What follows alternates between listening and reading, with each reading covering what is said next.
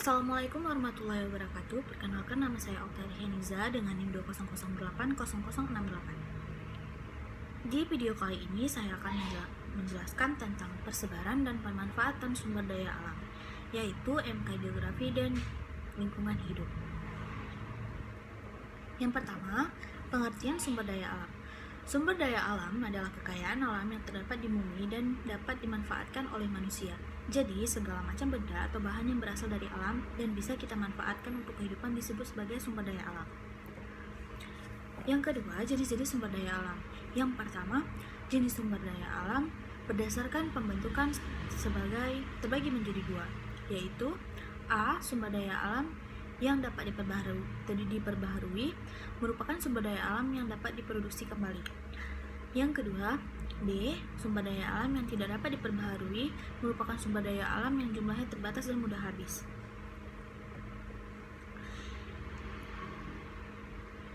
Sumber daya alam berdasarkan materi terbagi menjadi dua, yaitu A. Sumber daya alam biotik merupakan sumber daya alam yang terdiri atas makhluk hidup, contohnya adalah hewan dan tumbuhan. B. Sumber daya alam abiotik merupakan sumber daya alam yang terdiri atas benda mati, contohnya tanah, air, angin, dan barang tambang. Ketiga, sumber daya alam berdasarkan lokasi terbagi menjadi dua, yaitu sumber daya alam terestrial merupakan sumber daya alam yang terdiri atas benda-benda atau bahan-bahan yang bisa didapatkan di darat, contohnya yaitu kayu dan tanah.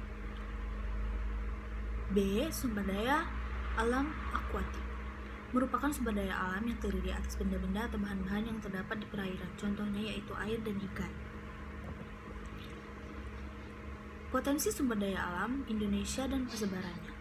Indonesia merupakan negara yang terbilang memiliki potensi sumber daya alam yang tinggi, karena Indonesia merupakan negara maritim, yakni negara yang dikelilingi laut atau perairan yang sangat luas.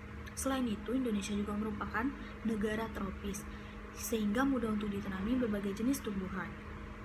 Yang pertama, hutan.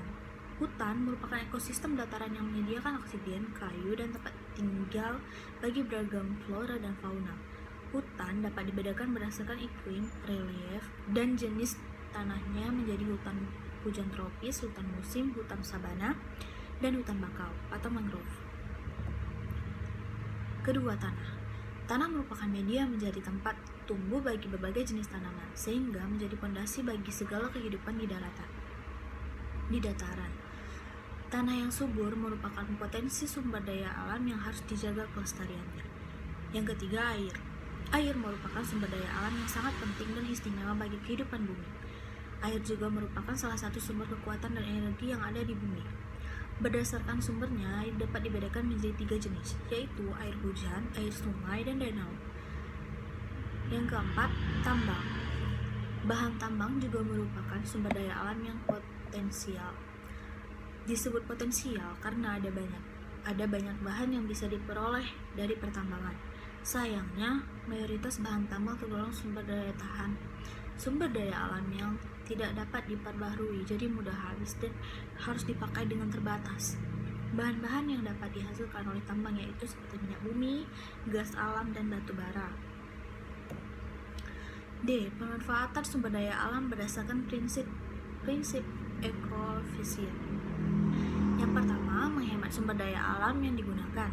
Yang kedua, menggunakan semua sumber daya alam yang dihasilkan dalam proses energi atau industri. Yang ketiga, proses penambangan sumber daya alam tidak menimbulkan kerusakan lingkungan.